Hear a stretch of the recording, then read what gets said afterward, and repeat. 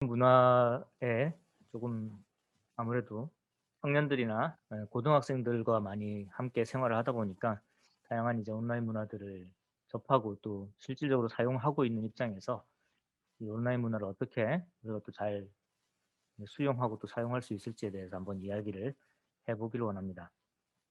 혹시 이 단어 들어보셨나요? 네. 네. 유비쿼터스라는 단어입니다. 어, 유비쿼터스라는 단어를 얼마나 익숙하신지 잘 모르겠는데 이제 그 온라인 또는 인터넷 문화 또 스마트 기기 이런 것들을 이야기할 때 많이 사용되는 용어 중에 하나입니다. 유비쿼터스라는 말은 이제 시간과 장소에 제약이 없이 어, 여러 가지 이제 디지털 문화를 누릴 수 있는 그런 환경을 이야기를 합니다. 그래서 그 현대의 이제 온라인 문화를 여러 가지 이제 특징들을 정의할 수 있겠지만 제가 생각할 때는 이 유비쿼터스라는 게 가장 그 중요한 하나의 특징이 아닐까라고 생각을 합니다. 그래서 먼저 그 온라인 문화의 특징에 대해서 현대 온라인 문화의 특징에 대해서 잠깐 좀 짚어보고 넘어가기를 원하는데 첫 번째는 아까도 말씀드렸던 이 유비쿼터스 언제 어디서나 언제든 이 온라인 문화를 즐길 수가 있죠. 점점 이제 인터넷 기술도 발달을 하고 또 무선 통신 기술도 발달을 하게 되었고 또 우리가 반도체 기술의 발달과 함께 언제나 이 스마트 기기를 가지고 다닐 수 있게 되었기 때문에 뭐 온라인에 접속을 못할 수 있는 그런 환경은 거의 없다라고 보아지죠. 게다가 최근 이제 코로나 이런 코비드 19 이 사태 때문에 이제 집에서 온라인으로 수업을 하거나 또 온라인으로 회의를 하거나 지금 우리가 하고 있는 것처럼 이렇게 온라인 캠프를 하는 이런 것들을 봤을 때도 이게 이제 뭐 한 10년 전에 이런 사태가 있었다면은 이런 그 자유로운 커뮤니케이션이 쉽지는 않았겠지만 지금 이제 이 유비쿼터스 환경이 어느 정도 잘 갖추어져 있기 때문에 우리는 이렇게 쉽게 만날 수가 있게 되었습니다. 두 번째 보시면은요. 미디어가 굉장히 다양해졌죠. 그래서 예전에는 물론 이제 미디어라는 것에 대해서 좀 정의를 할 필요가 있겠지만 미디어는 도구죠.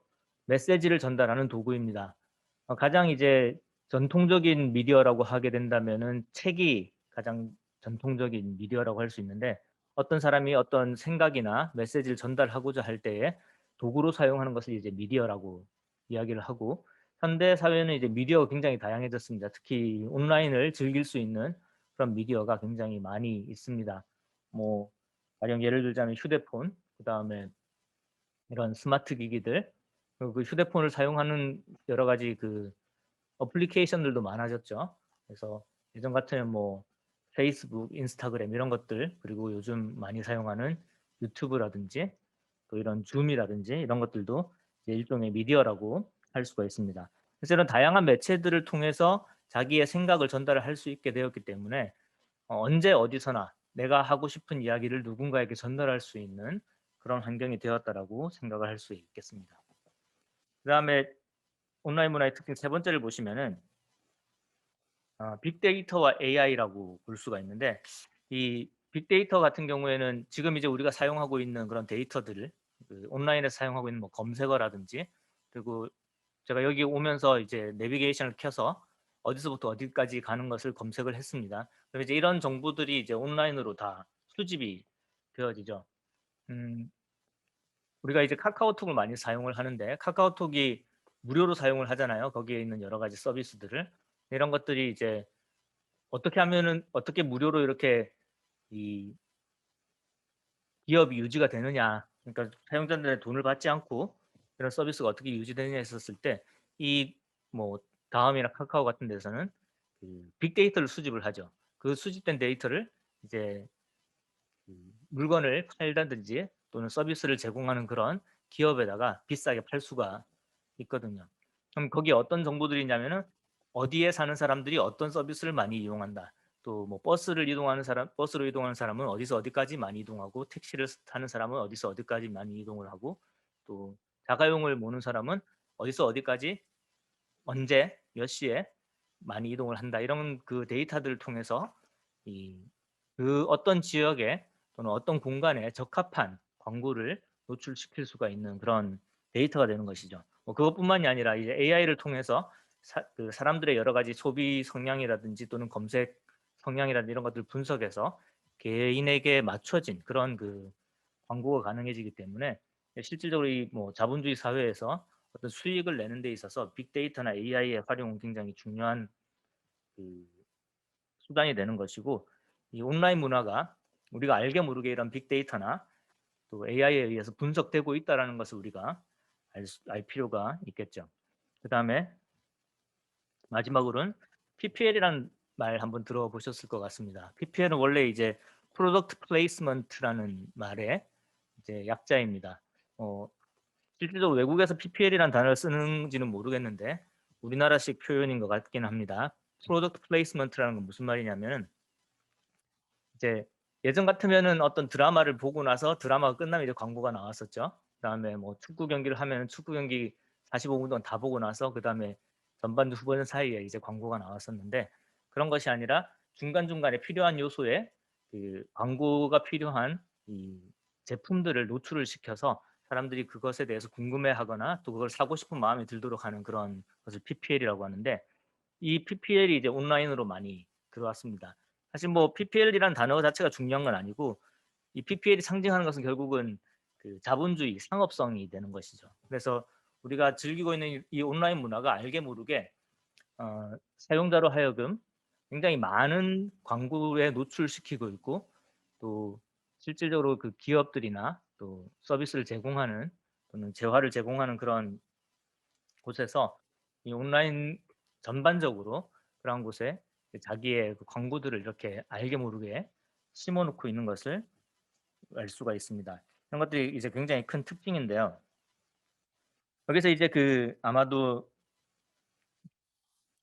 가장 문제가 되는 것이, 그런 그 이제 그리스도인으로서 이 세상을 살아가면서 이런 광고들에 노출이 되었을 때에 좀 안 좋은 그런 그 결과들을 낳게 됩니다.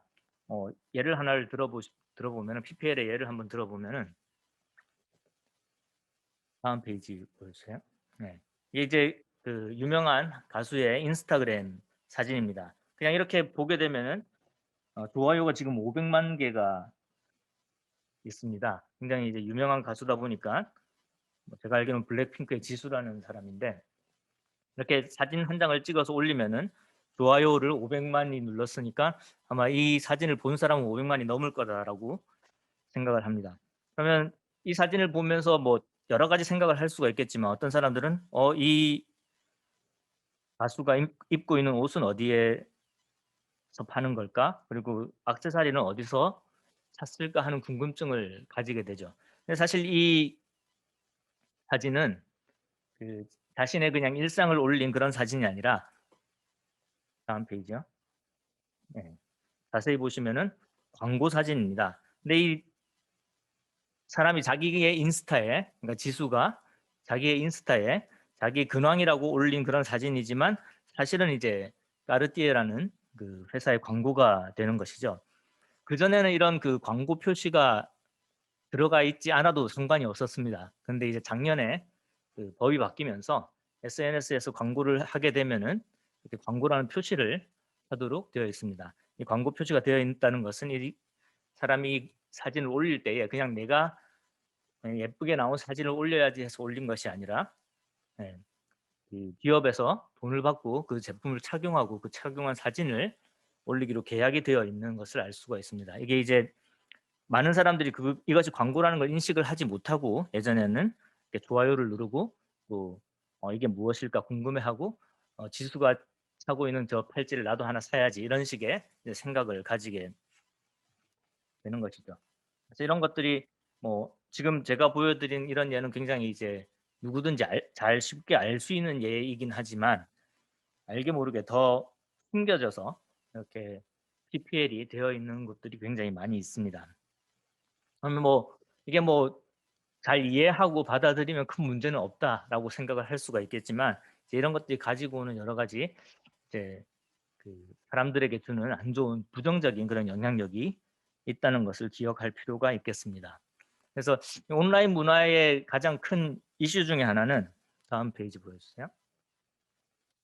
네, 비교라는 것입니다. 예전에는 어떤 사람이 자기가 얼마나 잘 살고 있는지를 생각을 하려면은 그냥 이제 자기의 감정을 들여다보면 됩니다. 내가 얼마나 평안함을 느끼고 있느냐, 내가 얼마나 즐거움을 느끼고 있느냐, 이런 것들을 보면은 이제 자기가 잘 살고 있는지 아니면 더 개선할 필요가 있는지 이런 것들을 판단을 할 수가 있게 되어 있죠.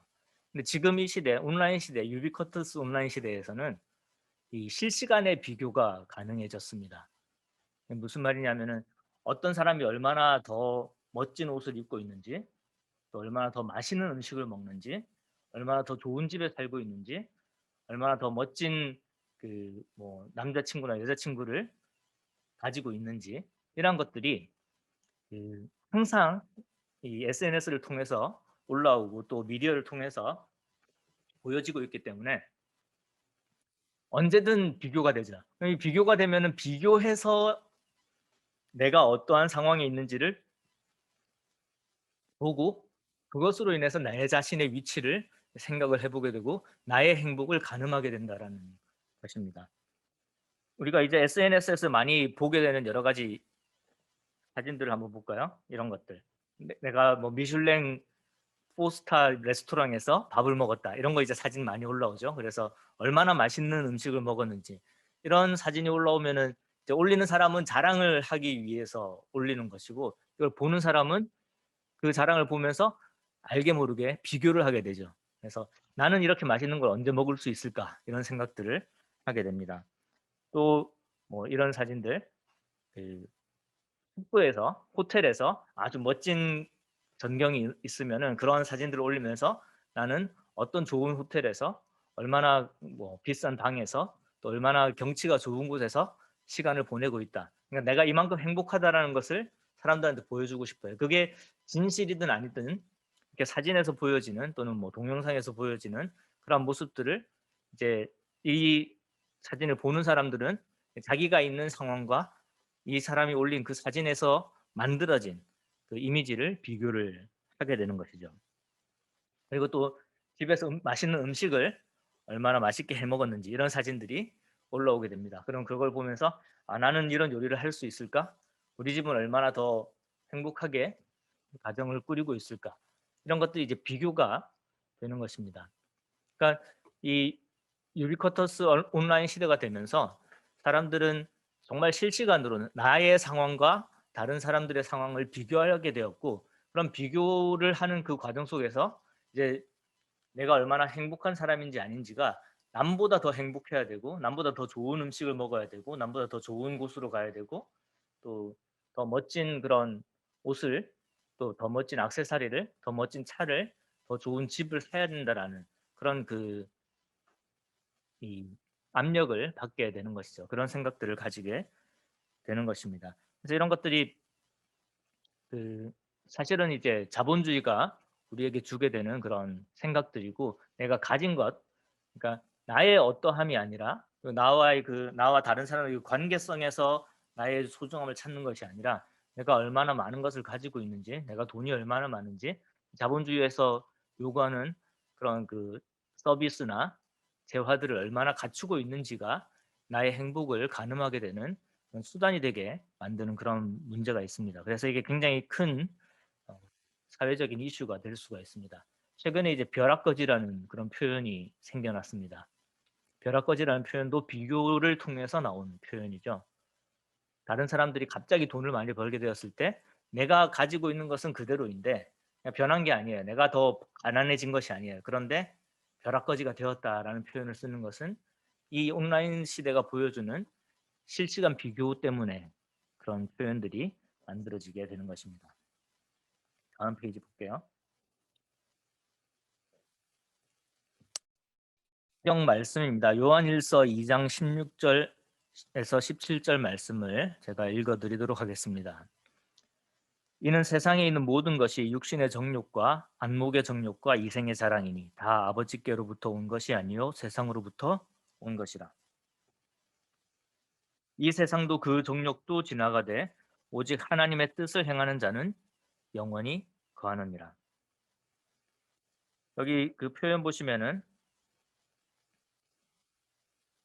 육신의 정욕, 안목의 정욕, 이생의 자랑이라는 표현이 나옵니다. 이것이 이 세상에 있는 것들을 이렇게 정의한 것입니다. 사실 온라인에서 우리가 접하는 굉장히 많은 콘텐츠들이 어떤 내가 가지고 싶어 하는 것들, 그리고 보기에 예쁜 것들, 그리고 내가 자랑하고 싶어 하는 것들로 가득 차 있습니다. 근데 이런 그 온라인 문화의 대부분이 이 하나님께로부터 온 것이 아니라 세상으로부터 온 것이라는 것을 우리가 살펴볼 필요가 있습니다. 그것에 대해서 분명히 요한 1서에서 그 말씀을 통해서 우리에게 이야기를 해주고 있습니다. 아마 그 주님이 오실 날이 가까워지면 가까워질수록 이런 세상으로부터 온 것이 우리 주위를 더 많이 감싸게 될 것입니다. 근데 그것이 우리에게 주는 그 부정적인 영향력이 분명히 있다라는 것을 우리가 기억할 필요가 있겠죠. 그다음에 또 다른 이제 온라인 문화 이슈 중에 하나는 갈등의 심화입니다. 어떤 그 집단과 집단 또는 어떤 그 배타적인 견해를 가진 집단들이 이제 온라인을 통해서 생겨나게 되죠. 뭐 정치적인 부분도 있을 수가 있고 종교적인 부분도 있을 수가 있습니다. 예를 들자면 우리는 이제 복음을 전해야 되는 그리스도인의 입장과 반기독교적인 사람들의 입장이 있죠. 그러면은 예전에는 이 토론을 통해서 이제 그 입장 차이를 확인을 하고 또 뭔가 잘못 생각하고 있는 게 있으면은 그런 것들을 서로 이렇게 수정해 나가는 그런 과정들이 가능했다면은 현대의 온라인 문화는 어떤 하나의 그 이슈가 생기게 되면은 그것에 대해서 배타적인 의견이 이렇게 제시가 되게 되고 그 제시된 그 의견을 계속해서 재생산하게 됩니다. 뭐 리트윗을 한다라든지 또는 뭐 공유를 한다든지 뭐 좋아요를 한다든지 그런 것들이 점점 퍼져나가게 되면 하나의 그 중요한 의견이 되게 되는 것이고 그 의견과 반대되는 의견이 조금이라도 나오게 되면은 그것을 이제 배척하게 되는 그런 현상들이 발생하게 됩니다. 그래서 지금 현재 사회의 어떤 이슈를 들여다보든지 간에 그것에 대해서 상반된 어떤 견해가 있는 것을 볼 수 있고 그 견해가 전혀 어떤 그 토론이나 논쟁을 통해서 또는 그 변론을 통해서 이렇게 좁혀지고 있는 모습은 거의 없고 서로를 비난하기에 바쁘고 서로를 이렇게 서로에게 대립각을 세우는 것이죠. 그리고 그 상종 못할 사람으로 이렇게 만들어 버리는 거죠. 나와 다른 의견을 내는 사람들을 그런 것들이 점점 이제 심해지고 있는 그런 현상들을 우리가 발견할 수가 있습니다. 그 다음에 마지막으로 그 진위성입니다. 쉽게 말하자면 이제 팩트 체크가 잘 되지 않는다라는 부분이죠. 그러니까 잘못된 뉴스, 거짓 뉴스들이 올라오게 되면 그것이 계속해서 퍼지게 되고 그것에 대해서 뭐 나중에 누군가가 이게 잘못된 것이다라고 이야기를 하더라도 이미 퍼져 있는 그 뉴스들이 다시 재생산되고 나중에 다시 인용되는 그런 상황들이 생기게 되면서 이 잘못되고 거짓된 그런 그 사실들이 많이 퍼지게 됩니다. 그리고 뭐 우리가 어떤 그 자료를 준비하거나 내가 어떤 뭐 이런 그 세미나를 준비하기 위해서 이제 자료를 찾아보게 될 때에 이 인터넷에서 자료를 찾아보게 되면은 그 진위성을 알기가 힘들어서 이제 이게 정말로 맞는 말인지 아닌지 그런 것들을 확인을 해야 될 필요가 생기게 됩니다. 그만큼 이제 이 온라인에 여러 가지 많은 정보들이 굉장히 많이 들어서게 되면서 이제 그런 진위성에 대한 문제가 생기는 것을 볼 수가 있습니다. 그러면 그리스도인으로서 이 온라인 문화를 대하는 데 있어서 그러면 그렇다고 해서 우리가 온라인이 세상적인 것들로 가득하고 갈등이 심해지고 또 거짓이 넘쳐난다고 해서 우리가 그것을 배척해야 될 것이냐 그렇게 생각할 수는 없겠죠.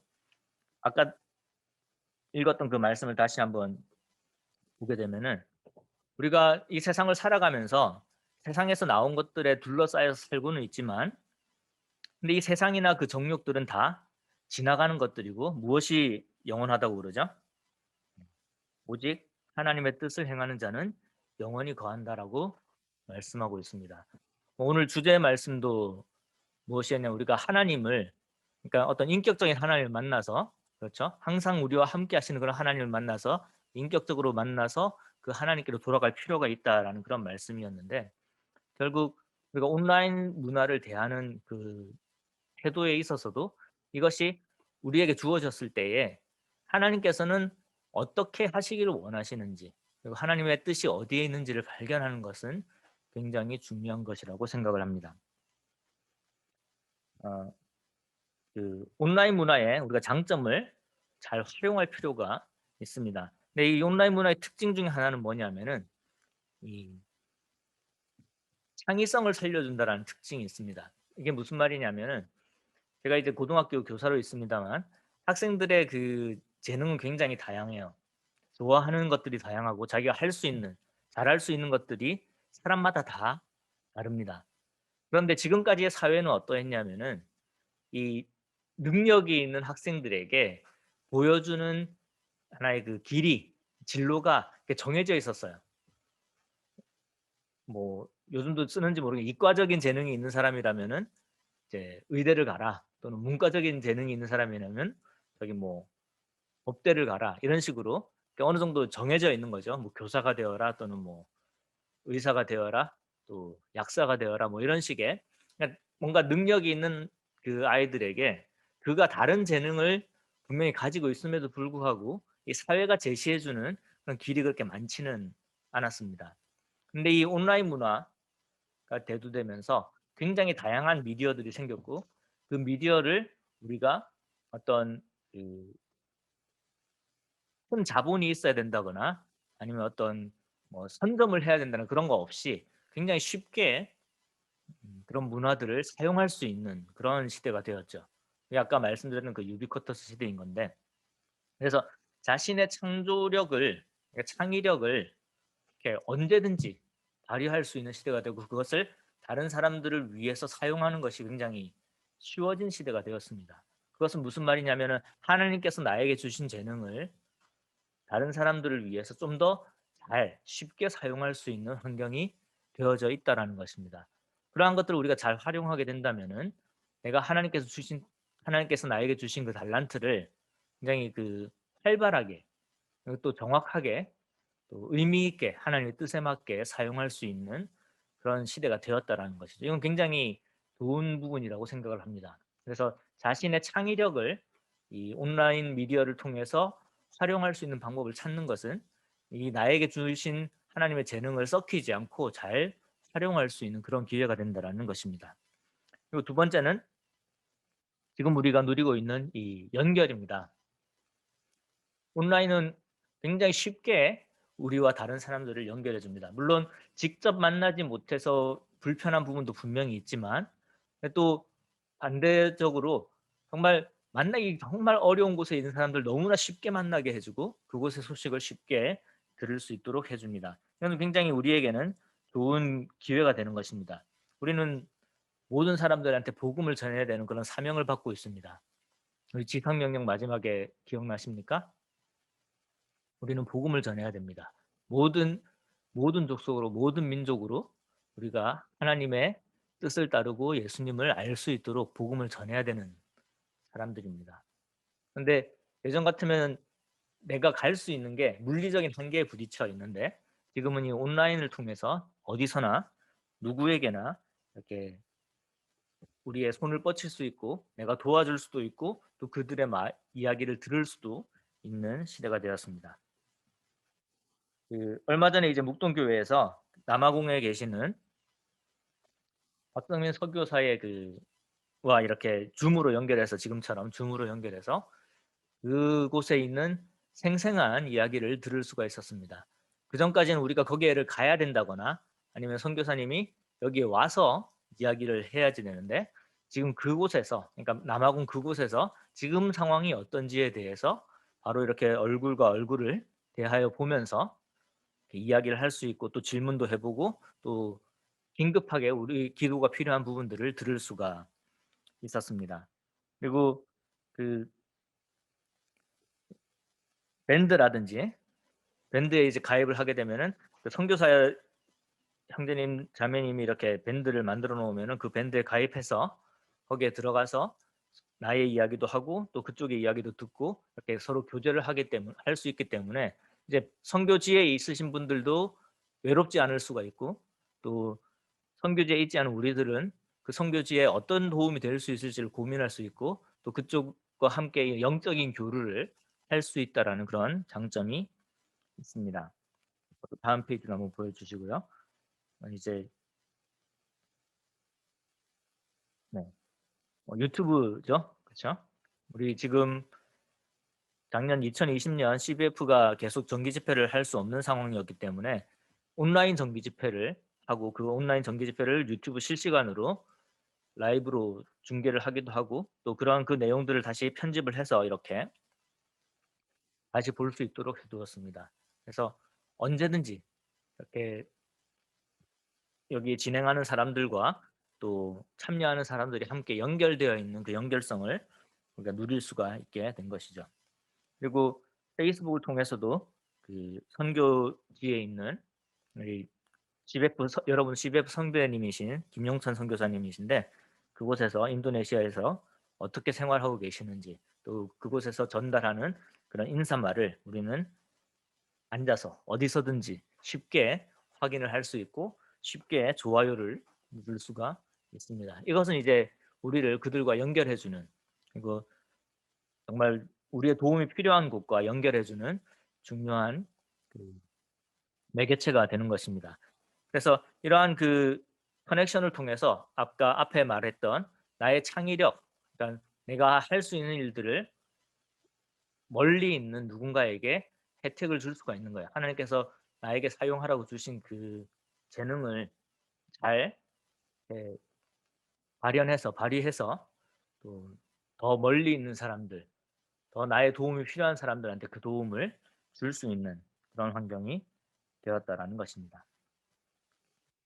정리를 하겠습니다. 마지막 보여주세요. 네. 아까 유비쿼터스라는 말을 처음에 이야기를 했었거든요. 근데 유비쿼터스라는 말은 원래 신학적인 용어입니다. 영어로 표현하자면 omnipresence라고 하는 건데 우리말로 하면은 현재라는 표현입니다. 하나님의 속성 중에 하나입니다.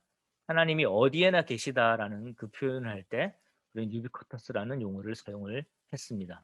물론 이제 최근에는 온라인 때문에 그 용어를 온라인에 사용하지만 그 전에 신학적인 용어로서 하나님이 어디에나 계시다라는 오늘 말씀 중에 있었던 그 임마누엘의 하나님과 동일한 의미가 되겠습니다. 우리와 항상 함께 하시는 하나님이십니다. 우리는 언제 어디서든 하나님을 만날 수가 있게 되었어요. 우리가 가지고 있는 여러 가지 스마트 기기를 통해서 말씀을 볼 수가 있고 또 말씀을 들을 수가 있습니다. 많은 유튜브 영상들이 말씀을 전하는 그런 영상들이 온라인상에 있고요. 그다음에 페이스북을 통해서 많은 교제가 이루어지고 있습니다. 밴드에 들어가면 각 교회 밴드에 들어가면은 많은 형제 자매님들이 그런 말씀의 깨달은 바를 나누고 그것에 대해서 이야기를 하는 그런 장면들을 볼 수가 있습니다. 언제 어디서나 우리는 하나님을 만날 수가 있습니다. 그리고 하나님께서 이러한 여러 가지 미디어를 통해서도 우리를 만나고 싶어 하십니다. 그리고 어디에나 있는 교회가 되었습니다. 커넥션을 통해서 우리는 누구하고도 교제를 할 수가 있고 언제든 교제를 할 수 있는 시대가 되었습니다. 우리가 정말로 온라인 문화를 잘 활용을 하려면은 이 온라인을 통해서 하나님을 만나는 것이 되어야 됩니다. 하나님은 어디에나 계십니다. 그리고 그 하나님을 전달하는 데 있어서 온라인 문화가 충분히 잘 사용되어질 수가 있습니다. 그래서 세상에서 오는 것들이 가득한 이 온라인 문화를 이제는 정말로 어디에나 계시는 그 하나님이 가득한 온라인 문화로 바꾸어 나갈 필요가 있는 것입니다. 그것에 대한 여러분들이 이제 소명을 가지시고 적극적으로 온라인 문화를 이렇게 바꿔 나가는 우리에게 하나님을 하나님의 복음을 전하는데 더 좋은 환경으로 바꿔 나가는데 여러분들이 많은 노력을 기울여 주셨으면 감사하겠습니다. 이상입니다.